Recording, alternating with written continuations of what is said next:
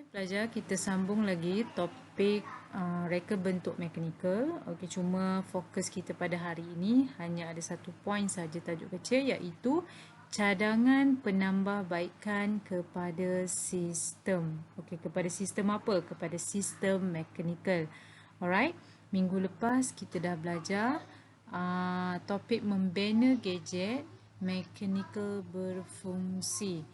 Okey. Ini topik minggu lepas, kita dah belajar membina gadget mekanikal berfungsi. Ada 6 poin. Yang pertama, apa perlu kita buat bila kita nak menghasilkan sesuatu gadget mekanikal yang berfungsi?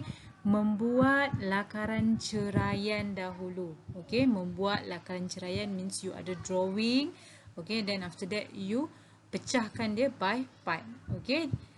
Then after that, next you menyediakan bahan-bahan dan alatan pembinaan. Okey, contohnya you sediakanlah bahan-bahan. Contohnya you kena gunakan hammer ke, you kena gunakan gum ke, apa ke. Okey, banyak bahan-bahan kalau kita nak buat sesuatu gadget Alright, dan nombor 3 kita buat.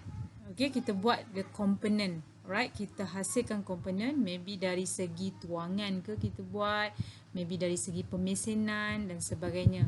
Alright, next number 4 adalah pemasangan komponen. Okay, you pasang back all the component together, then dia akan membentuk satu sistem. Alright, make sure pemasangan komponen tu mesti pemasangan dia betul. Okay, kalau dia skru terlampau longgar pun tak boleh terjadi sistem tersebut. Right? And then number 5 adalah lepas you dah settle everything, okay, you dah buat pemasangan komponen, now you kena uji dia. Okay, you test dia whether dia boleh berfungsi ataupun tidak. Alright? And then last kali baru kita buat kemasan. Kemasan is what? Kemasan is finishing. Maybe you boleh gunakan cat ke, you boleh gunakan pelekat stiker ke, ataupun berbagai lagi. Alright, untuk mencantikkan lagi sesuatu produk tersebut. Apabila langkah yang kamu telah lakukan lengkap, okay, semua 6 langkah tersebut lengkap, alright, maka terjadilah reka bentuk mekanikal yang kamu kendaki. Okay, ini salah satu contoh reka bentuk mekanikal. Okay, cikgu, mana reka bentuk mekanikal dia? Okay, ini adalah sebuah meja yang boleh dilipat. Okay, sebuah meja yang boleh dilipat. Kalau kamu boleh nampak dekat sini, meja ni menggunakan skru. Okey, dia boleh dilipat dan sangat menjimatkan ruang. Okey, kalau kelas kita kan, kalau meja yang tak boleh dilipat, dia agak memakan ruang yang banyak.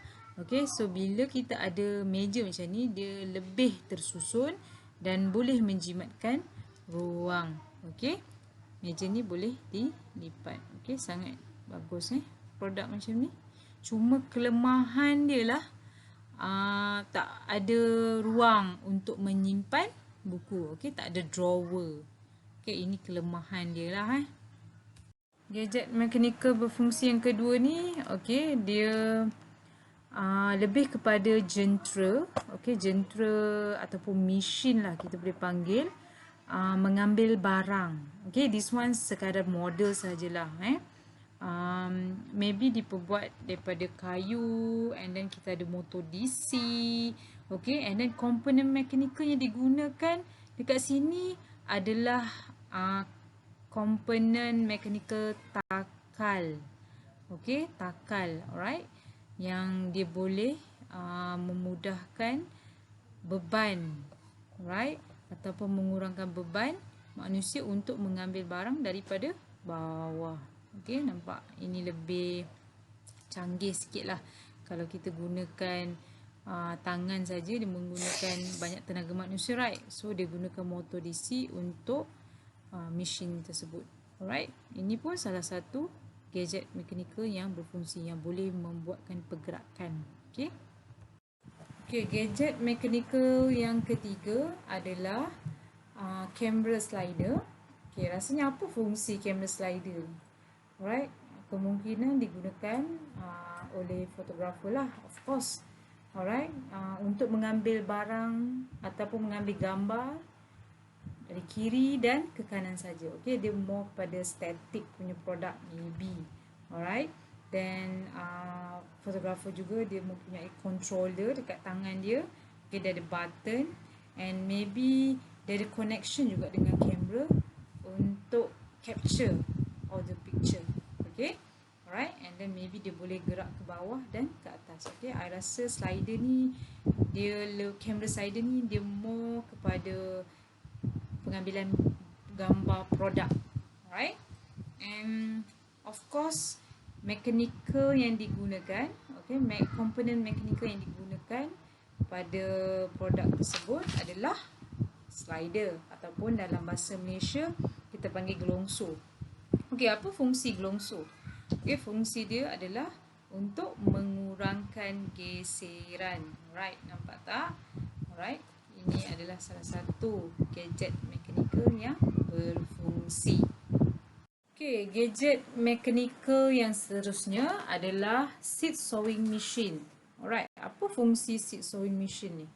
Digunakan untuk gardener ataupun petani meletakkan biji benih ke dalam ruang yang disediakan dan hanya menolak sahaja, alright, and keluarlah biji benih yang terdapat dalam bekas tersebut. Okey, dia memudahkan petani ataupun gardener, alright, tidak perlu lagi untuk membongkok, untuk mencangkul, alright, untuk meletakkan biji benih. Okey, komponen mekanikal yang digunakan di sini adalah takal, alright, tali sawat, maybe ada tuil dan tuas dekat sini. Okey, ini gadget mekanikal berfungsi yang sangat menarik dan memudahkan petani dan ataupun gardener. Ini adalah contoh produk inovasi yang mempunyai mechanical. Okey, kita tengok gambar yang pertama. Dia boleh mengambil dan memotong pizza dengan mudah. Okey, you tak perlu gunakan banyak peralatan untuk memotong pizza lagi. Okey, you tak perlu gunakan tangan ataupun you gunakan hand glove ke, okey, untuk mengambil pizza. Right, walaupun pizza panas pun you still boleh ambil dan makan.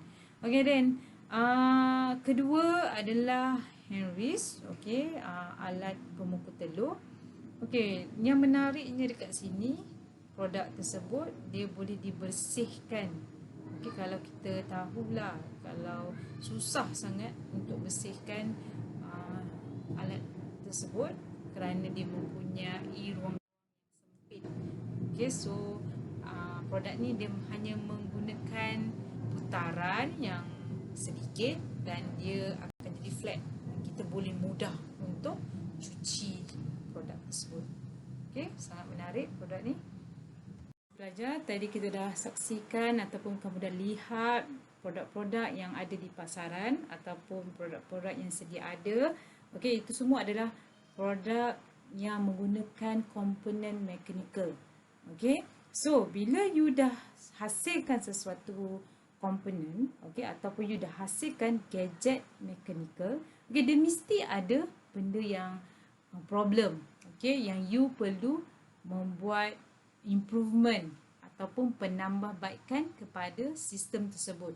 Alright, penambahbaikan sistem perlu dilakukan sekiranya sistem yang diguna pakai pada produk itu mengalami kegagalan, ataupun fail lah dari segi dia punya function, dia fail, ataupun kecacatan pada reka bentuk tersebut. You kena improve. You tak boleh just let go, then after that you jual dekat customer, tak boleh. Then that's why kita kena improve the product. Selalunya cadangan penambahbaikan adalah seperti rupa bentuk. Rupa bentuk tu maksudnya design dia. Dia punya maybe dia punya produk tu ada kecacatan dari segi keselamatan ke, tidak sesuai untuk kanak-kanak ke. Alright. Dan kejap lagi cikgu akan terangkan apa rupa bentuk tu and produk-produk dia. Then after that, point yang kedua, maybe you boleh penambahbaikan dari segi bahan. Okay, contohnya maybe bahan yang tidak bersesuaian pada sesuatu produk tu.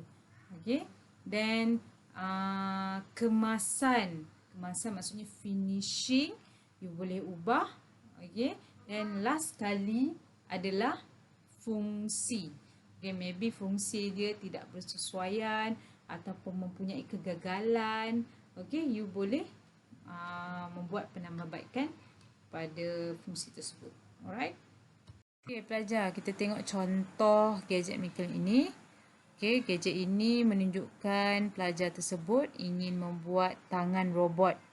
Okay, dia menggunakan bahan-bahan seperti box board, okay, straw, tali, okay, getah kemungkinan, and then glue dan sebagainya. Alright, cikgu bukan nak fokus dekat situ. Okay, cikgu nak kamu fikirkan cadangan penambahbaikan yang perlu pelajar ini lakukan. Alright, you rasa apa cadangan penambahbaikan yang paling tepat sekali? Okay, adakah dari segi reka bentuk? Adakah dari segi kemasan dia? Okay, adakah dari segi fungsi dia? Okay, adakah dari segi bahan yang digunakan? Okay, you rasa mana yang lebih sesuai, yang bersesuaian? Okay, cikgu rasa yang paling bersesuaian adalah dia perlu membuat penambahbaikan dari segi bahan yang digunakan. Okay, nampak tak pelajar tersebut menggunakan box board. Okay, dia menggunakan box board. Kita tahu, right, box board kalau kita gunakan dia akan cepat mudah rosak. Okay, maybe dia boleh gunakan benda-benda yang boleh tahan lama. Okay, ini kalau sekadar model saja tak ada masalah, tapi kalau dia nak buat real punya, actual punya, dia tidak boleh gunakan box board. Okay, dia tidak akan tahan lama. Okay, so ini adalah salah satu contoh lah macam mana you nak membuat penambahbaikan. Okay, salah satu saja daripada 4 tadi. Okay, ingat cadangan penambahbaikan ada 4 ciri yang you boleh ubah. Yang pertama, rupa bentuk. Yang kedua adalah bahan. Yang ketiga adalah kemasan. Kemasan which is maybe dari segi warna, bahan kemasan tersebut. Okay.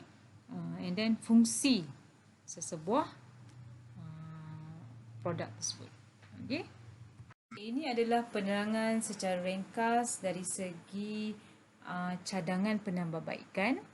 Okey, yang pertama rupa bentuk, berupaya, apa fungsi rupa bentuk ni kalau jika kita ubah, dia berupaya menarik minat pengguna, diberi keutamaan supaya lebih istimewa berbanding produk sedia ada.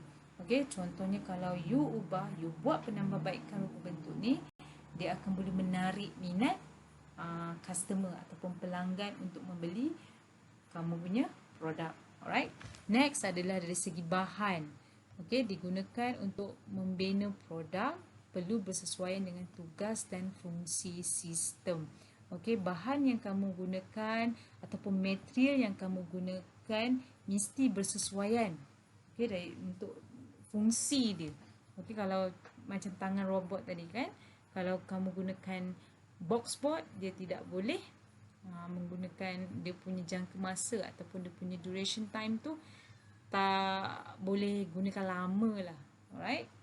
So bahan ni kamu kena pentingkan jugalah dari segi kualiti dia. Okay. Cadangan penambahbaikan yang ketiga adalah kemasan. Alright. Kemasan kamu boleh buat penambahbaikan finishing. Okay. Kemasan ni bermaksud finishing. Okay. Dalam English digunakan untuk menutup kelemahan produk. Okay. Macam contohnya permukaan dia tak cantik ataupun ada rust, okay, you boleh gunakan cat untuk tutup all the kecacatan. Okay, menambahkan daya tarikan produk. So, kalaulah finishing dia cantik, Okey, customer pun akan nampak teruja untuk beli you punya produk. Okey. So, siapa yang akan dapat untung? Of course lah, pengurus projek. Alright. And yang keempat adalah dari segi fungsi dia. You boleh buat penambahbaikan. Okay, maybe fungsi dia sebelum ni hanya ada 2 fungsi saja. Okay, and you nak tambah lagi satu fungsi. Maybe, yes, why not? Right? Fungsi bermaksud dekat sini, fungsi bermaksud tugas. Okay, tugas produk tersebut dalam melaksanakan sistemnya. Okay, memastikan produk tersebut melaksanakan tugas mengikut tujuannya dicipta. Alright, maksudnya berfungsi ke tidak sistem tersebut. Okay, kalau tak berfungsi, apa yang you perlu improve? Okay, maybe dari segi dia punya komponen dia kurang bersesuaian ke, okay, ataupun dia punya fungsi tu ada problem ke, okay. So, designer dan pengurus projek harus menitikkan fungsi ni, okay, supaya produk tersebut boleh dijual di pasaran. Okay, so sampai sini sajalah kita punya pembelajaran. Cikgu harap kamu dapat sesuatu daripada topik ini. Okay, cadangan penambahbaikan produk. Okay, untuk topik seterusnya kita akan pergi kepada latihan lah. Okay.